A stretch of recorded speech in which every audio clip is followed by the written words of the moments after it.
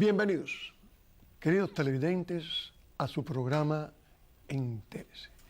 En Entérese hoy vamos a tratar un tema que yo estoy seguro que muchos de nuestros televidentes que pertenecemos, como yo, a la tercera edad, nos va a interesar y como siempre vamos a aprender muchísimo de él.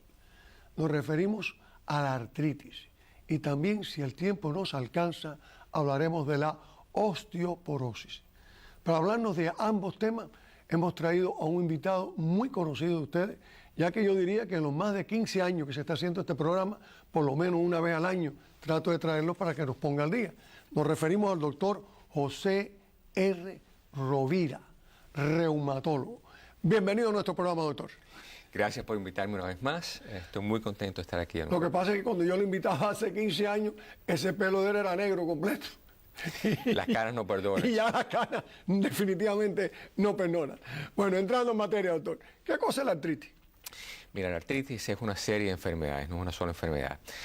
Cualquier enfermedad que causa dolor o inflamación en una o más articulaciones se define como artritis. Y hay más de 100 enfermedades que pueden causar artritis. Las dos más comunes, las que todo el mundo conoce, la osteoartritis, la artrosis, que es la artritis de las personas ya mayores, y la artritis reumatoide, que es la que causa más inflamación, la que afecta a la gente más joven, que puede causar más destrucción articular más rápido, con una enfermedad más severa. O sea, y esto es otra cosa que llamamos la reuma, es una artritis. Mira, reuma es un término un poquito ya obsoleto. Se usa cada vez menos y menos. Es un tema que abarca mucho, pero que no tiene especificidad. O sea, antes, cuando no se conocían los diferentes tipos de artritis, cuando no se podía separar quién tenía qué, sobre todo en áreas rurales, se hablaba del reuma, ¿no? Mi abuela tiene reuma, mi madre tiene reuma, mi padre tiene reuma, yo tengo reuma. Pero hoy en día, o sea, el reuma no es una enfermedad específica. O sea, ha sido eliminado la palabrita esa reuma, sí, por artritis y sus diferentes formas exacto, de artritis. Exacto. De estas diferentes formas de artritis que usted planteó al principio, ¿cuál de ellas es la peor?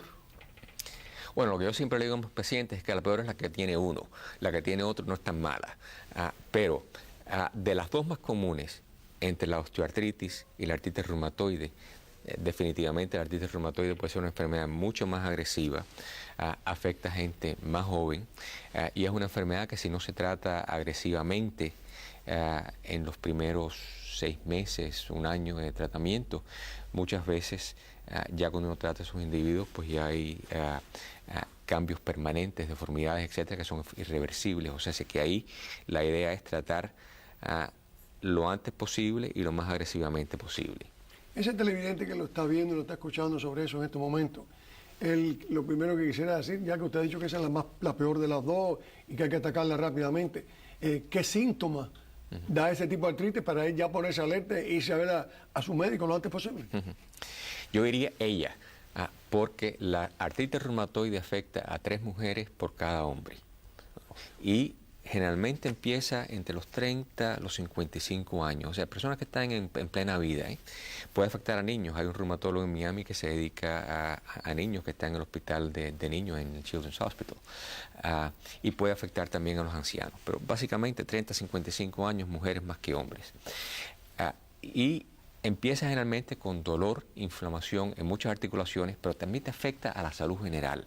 La persona se siente cansada, a veces tiene fiebre, tiene mucha rigidez por la mañana, se despierta, digamos, a las 8 de la mañana hasta las 11, no se acaba de sentir mejor, etc. Puede ser una enfermedad pero muy mala. En Estados Unidos, por ejemplo, ¿cuánta cantidad de personas se considera que están con ese tipo de artritis reumatoide? Debería haber mirado las estadísticas antes de venir, pero para darte una idea, hay creo que como 20 millones o más de personas con osteoartritis, que es la artritis ya que se asocia con el envejecimiento. No, de eso vamos a hablar después. La que tú ya tenemos. Tengo amigos míos y amigos suyos, incluso médicos, que tienen sus esposas con esta artritis reumatoide. Artritis reumatoide. Es tremenda, que hay que ponerle alambre dentro de las manos y por todos lados.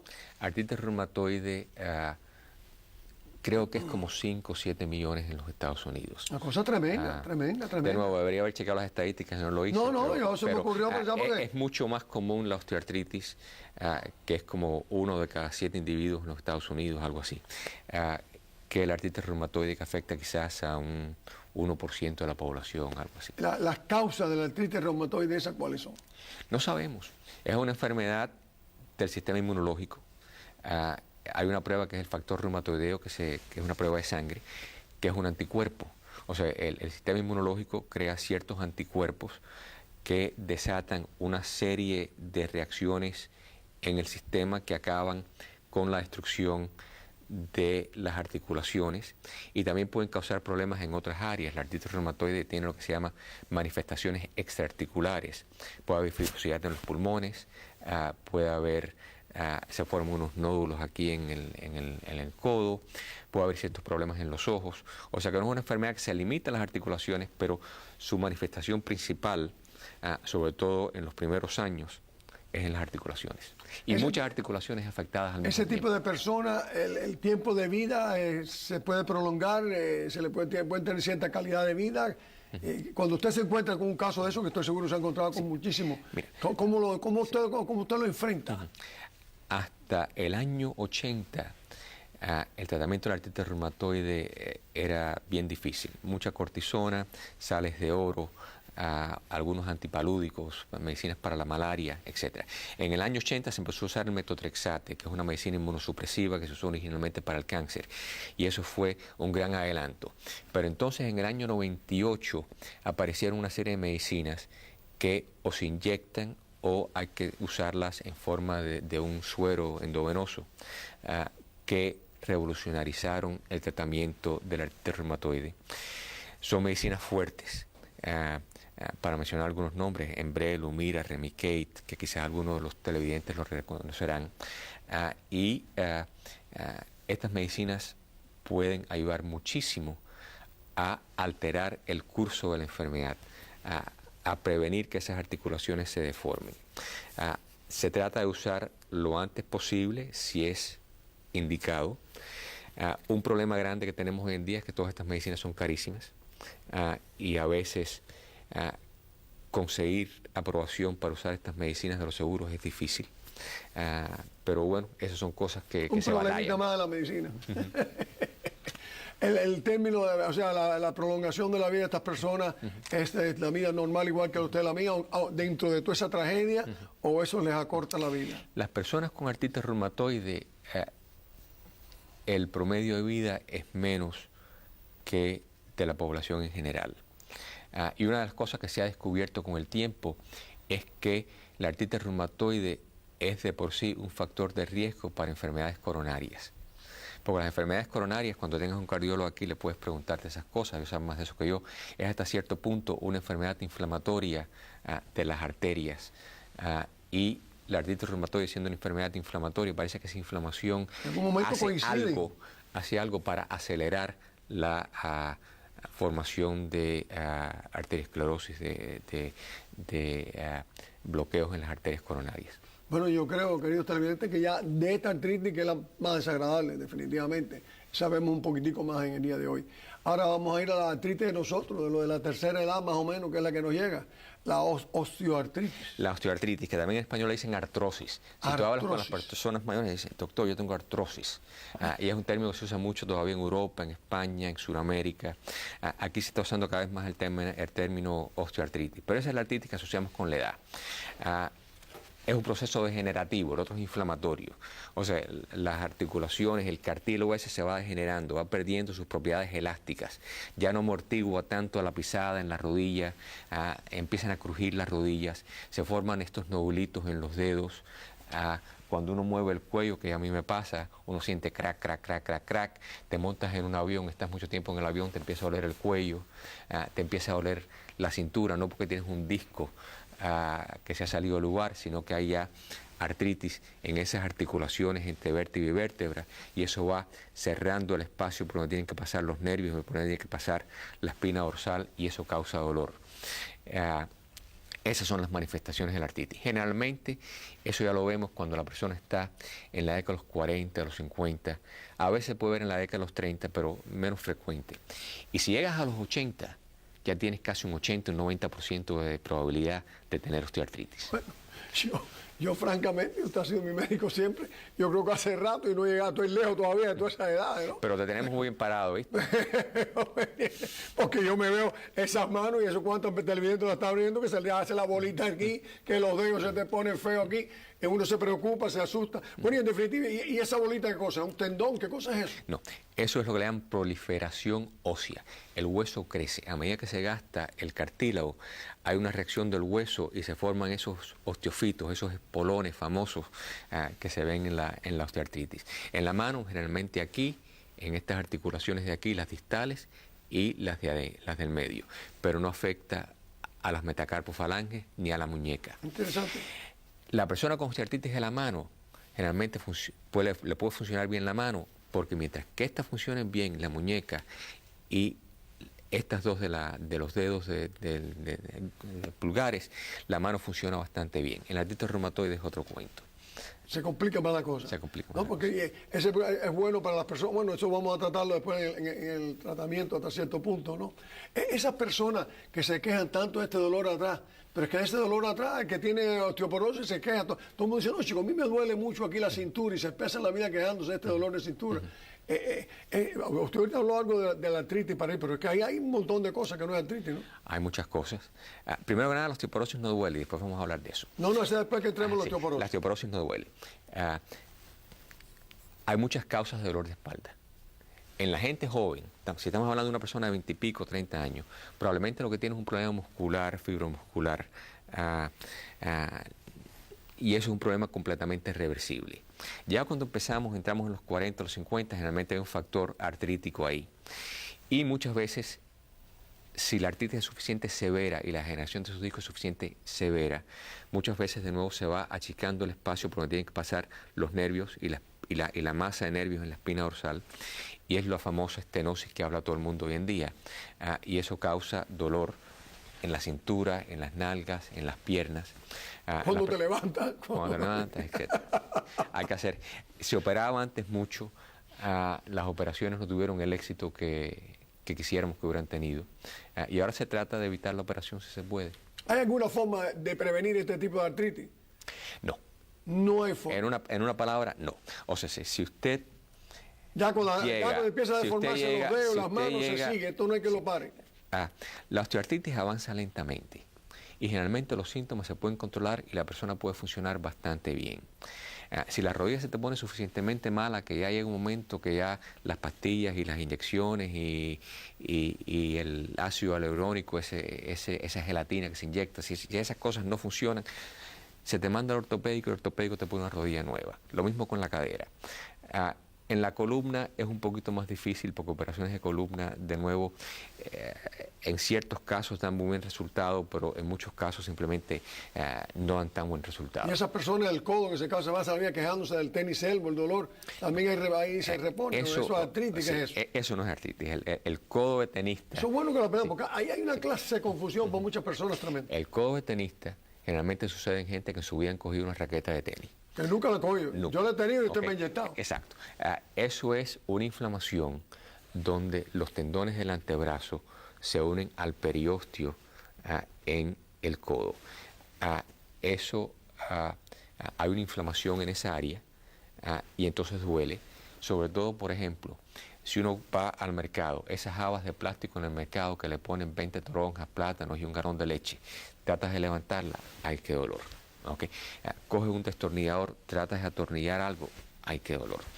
Tratas de coger un galón de leche del refrigerador, tienes que ayudarte con la otra mano por el dolor que te da. Eso muchas veces no hay que inyectarlo, a veces con antiinflamatorios, con algún tipo de ayuda mecánica se puede ayudar, pero eso de por sí no es artritis, eso es más una tendonitis. El nombre técnico es una epicondilitis, una inflamación donde el tendón se une al epicóndilo del hueso.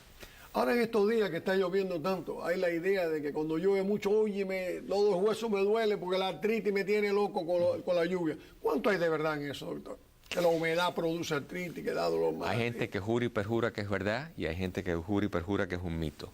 A los que creen que la humedad afecta, y yo creo que quizás sí afecta algo, pero probablemente menos de lo que la gente se piensa. Le digo la siguiente anécdota.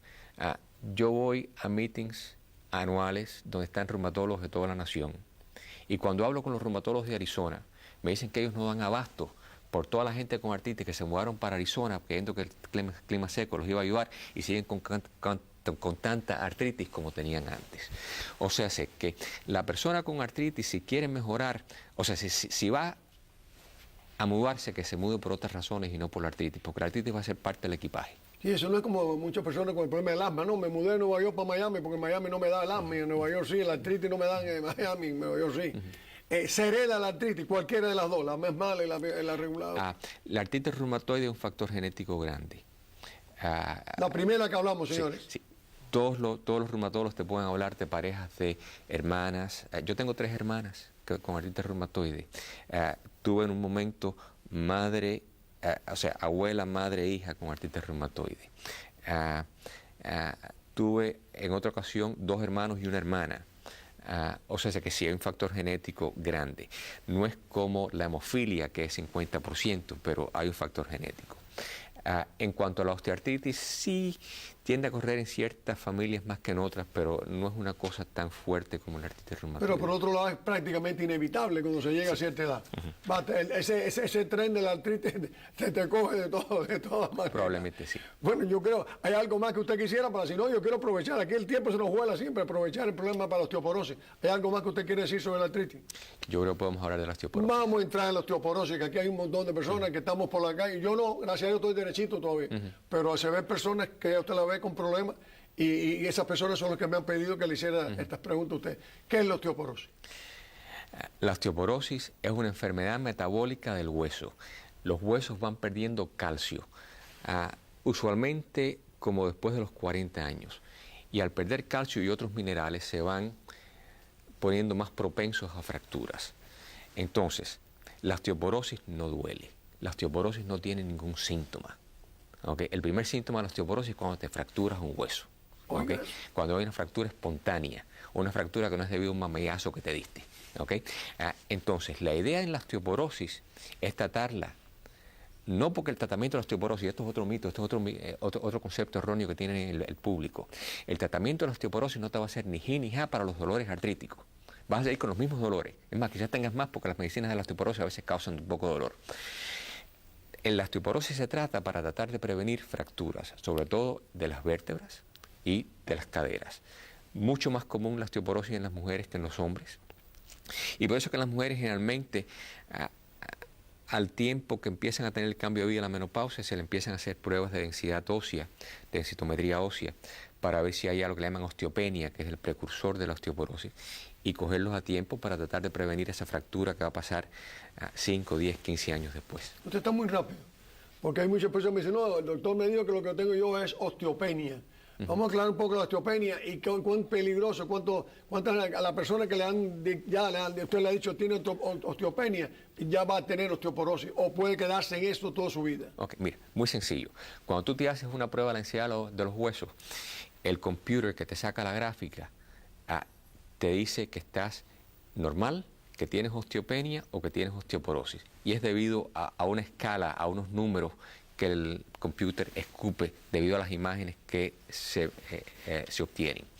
Entonces yo le digo a los pacientes que eso es como el cielo, el purgatorio y el infierno. Okay, si estás normal, no hay que hacer nada. Si tienes osteopenia, depende. Si es poco la osteopenia, muchas veces con dar un poquito de calcio y vitamina D adicional, basta. Si es más que un poquito, entonces se debe dar lo que le llaman hoy en día un fijador de calcio, algún medicamento que ayude a empujar ese calcio hacia el hueso. Y hay una pila de ellos. Si ya estás en osteoporosis, el riesgo de fractura es mucho mayor y muchas veces el tratamiento tiene que ser un poco más agresivo. Hay que usar medicinas un poquito más fuertes. En este problema de la osteoporosis, o sea, la persona, porque se dice, no, hoy en día se puede evitar la osteoporosis. Se puede evitar, primero para evitarla tengo que saber que la tengo, o por lo menos que tengo posibilidades de tenerla. No. La manera de evitarla es la siguiente. Hoy en día se está haciendo una densitometría ósea, una prueba de osteoporosis en casi todas las mujeres alrededor de la menopausia, que es cuando empiezan a perder calcio. Es más, empieza a ser un poquito antes, porque esa pérdida del calcio empieza ya a los 40, a los 40 y pico. Y en cuanto se ve que se pasa de cierto valor, se debe empezar el tratamiento para prevenir osteoporosis, pero no, o sea, la idea no es prevenir osteoporosis. O sea, uno no está tratando un número en una gráfica, uno está tratando de prevenir una fractura en un ser humano. Es lo que hay que entender de esto, ¿no? O sea, el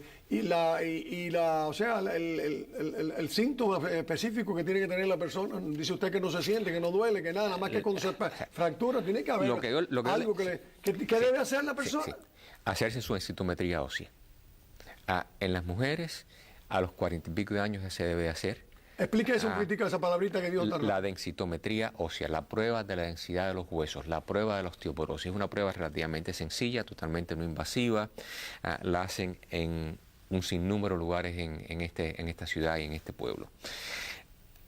En las mujeres se debe hacer más o menos a los 45 años y es como las mamografías, cada 2 años, cada 3 años se debe de hacer. Todas las mujeres. Sí. Tengan síntomas, no tengan síntomas, cadera partida, no cadera partida, hay que hacerse. Sí. Los hombres se recomienda que ya a los 70 años se empiece a hacer. En los hombres, por una serie de razones que no tenemos tiempo de hablar, la osteoporosis empieza más tarde. En las mujeres, más temprano. Factores de riesgo: mujer, delgada, blanca, asiática, fumador, alcoholismo, ciertas medicinas, los esteroides, las medicinas anticonvulsivas, medicinas anticoagulantes. Hay una serie de factores de riesgo, ciertas enfermedades hormonales, las personas que padecen de tiroides, personas con problemas de la paratiroide a veces tienen más osteoporosis. Pero los factores de riesgo grandes: mujer, delgada, posmenopáusica. Usted no ha puesto ahí, doctor, no ha dicho un factor que lo ponen aquí para todas las enfermedades, el diabético. El ser diabético es de lo único que se salva, casi estoy viendo ahí el diabético, de no tener osteoporosis. Porque cada vez que hay algo, no el diabético, y un factor de riesgo, el diabético. Por lo que veo tiene, tiene algo a su favor. El problema de los diabéticos es que cada vez que le duele un dedo le echan la culpa a la diabetes.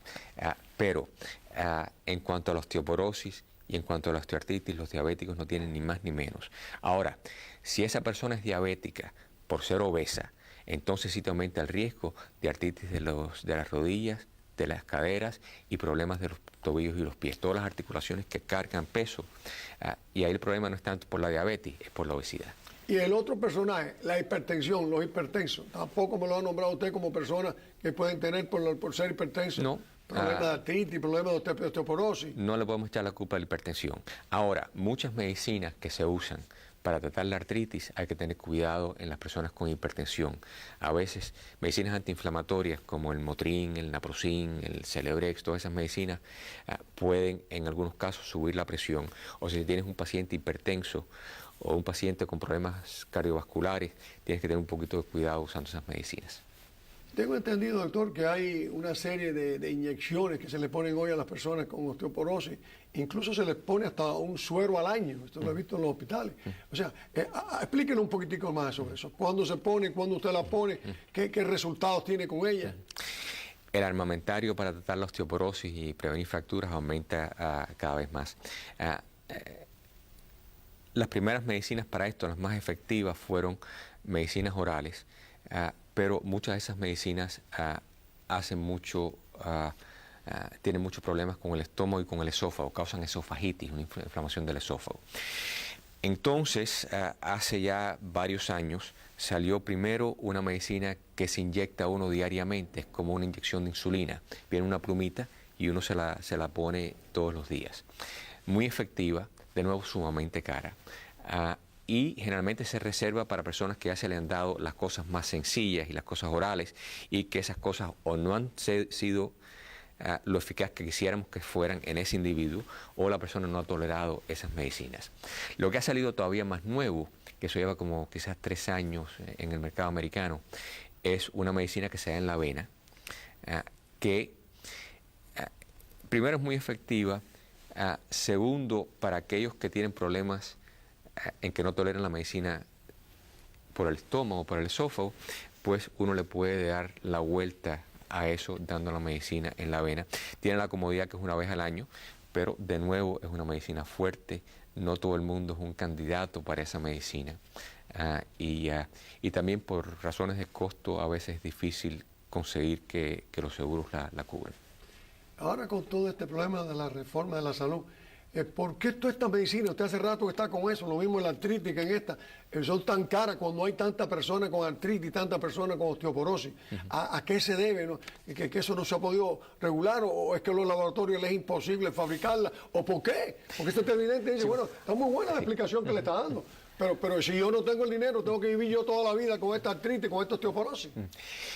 Es un problema enorme lo del costo de las medicinas en este país y en el mundo entero. En la artritis reumatoide, por ejemplo, todas estas medicinas que hemos hablado, las más efectivas, estamos hablando de $1.500 para arriba mensuales por una de ellas. ¿Una medicina? Sí. ¿De esa que usted ha nombrado? ¿De las inyecciones? Sí, o de las inyecciones. De las inyecciones, $1.500 y eso usted tiene que, se la manda al paciente una vez al mes. Bueno, son $1.500 al mes. O sea, hay unas que son una vez a la semana, otras que son cada 2 semanas, otras que es una vez al mes. Pero el gasto es más o menos lo mismo. Oiga eso. Okay. Entonces, vamos a decir que el seguro te paga el 80%, tú tienes que pagar el 20%. Bueno, el 20% de $1.500 son $300. Y hay quien puede y hay quien no puede. Entonces, algunos tienen otros seguros que ayudan. A veces el poco seguro una ayuda por aquí, una ayuda por acá. Pero las horas que todos los médicos, todos los reumatólogos, nos pasamos, no nosotros mismos, pero personas en nuestra oficina tienen que pasar lidiando con este problema de el costo de las medicinas, conseguir aprobación de los seguros es enorme. Nos podemos pasar días hablando del por qué las medicinas son tan caras, pero el hecho es que lo son.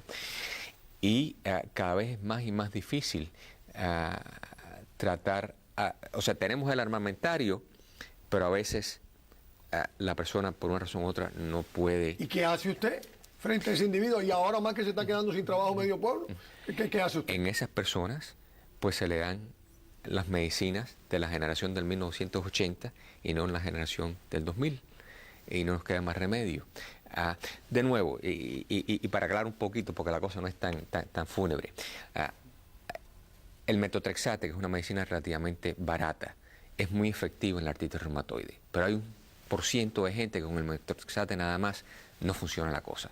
Entonces el próximo paso en esos pacientes es ir a esta segunda clase de medicina. De las 1.500 pesos. Exacto. Por ejemplo, ¿los HMO no cubren esa medicina? Algunos sí, otros no. Es una batalla. Y el Medicare, por supuesto, el Medicare no cubre medicina. Ni el Medicare cubre las que se dan en la vena, pero por una de esas idiosincrasias de la ley de Medicare no cubre las medicinas que uno mismo se inyecta. Bueno, pero fíjese, cubre la que se hace en la vena, cubre el suero, cubre el IV, suero, pero no cubre la inyección. ¿Qué costaría ese suero al que no tenga Medicare?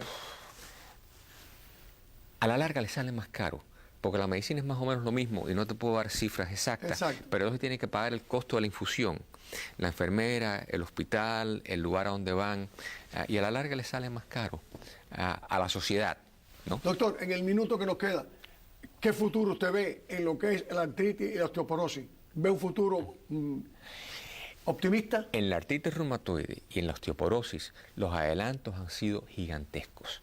¿Okay? El problema mayor que yo veo es el acceso a esos tratamientos y es parte del debate hoy en día con el costo de la salud, etcétera, etcétera. Pero el armamentario está ahí. Y sobre todo en la artritis reumatoide, las cosas que están, lo que llaman en inglés en el pipeline, las cosas que están en desarrollo y que van a salir excelentes, pero serán costosísimas también. Bueno, señores, mejores explicaciones no podíamos tener, y mucho menos de nuestro gran amigo el doctor Rovira. Sin más, dándole las gracias a él, se despide de ustedes. Jesús Salmón.